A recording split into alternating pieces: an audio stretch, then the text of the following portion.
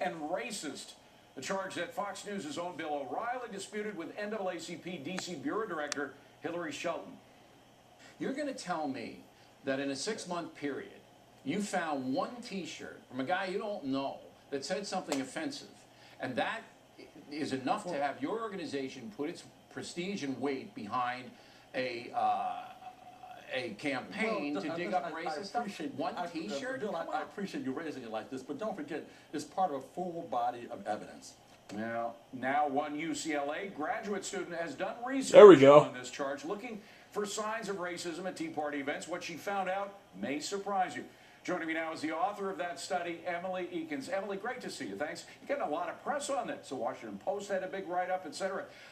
You focused on one rally in particular, the 9/12 rally in D.C. in a mall. What did you find?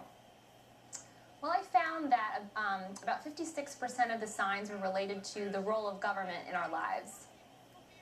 56% related to government. But the key here is first of all, any signs of racism. We saw that there was only one T-shirt that the NAACP found. Did you find any of that? Well, I found about 6% of the signs were controversial in nature, and these they had undertones of racism, issues of Islam, anger over the mosque in New York City, and also those casting doubt about whether President Obama is a U.S. citizen. But I had to kind of put them, birthers, I had to put them all into one group in order to kind of keep, to get that 6%. So really, at this particular rally, not very many people put those signs up. Okay, here's one that we see somewhere in Kenya is a village missing its idiot. That's one of them. Another one, Obama bin Lion. So those kind of comments. Any direct racist comments using the N-word or something like that?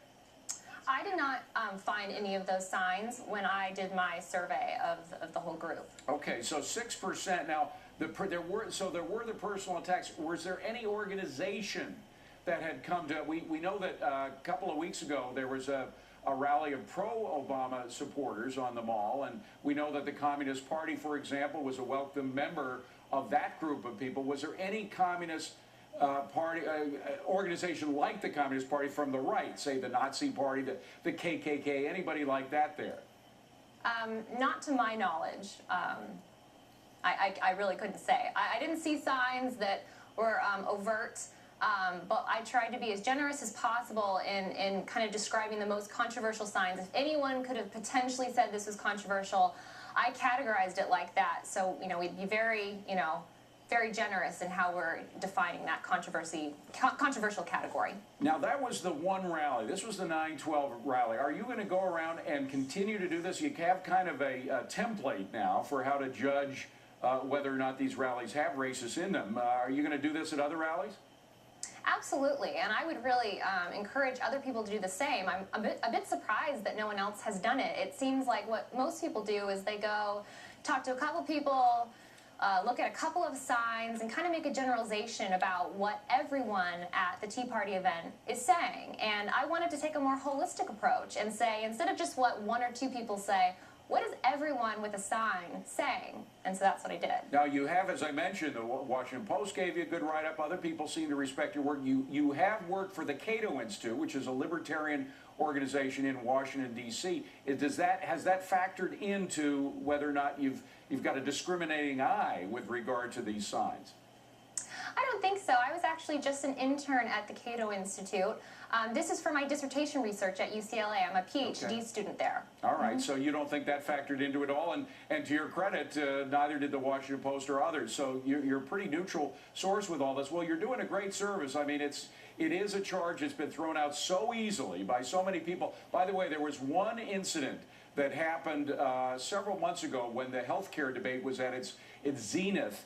And there were a number of black congressmen who were working their way back into Congress. I think we have the tape. There it is, where they claimed that there were racial slurs thrown at them as they were walking through. But a very careful review of the tape heard nothing in terms of a racial insult when these guys were walking in there.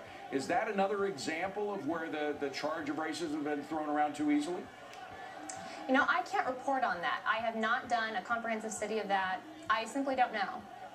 Okay, fair enough. Emily Ekins, you're honest graduate student who is reporting this thing fair and balanced way. UCLA grad student. We'll be interested to see your other reports. Please come back and report to us on these other rallies. Absolutely. Thank you. Thank you very much. Coming up on deck, board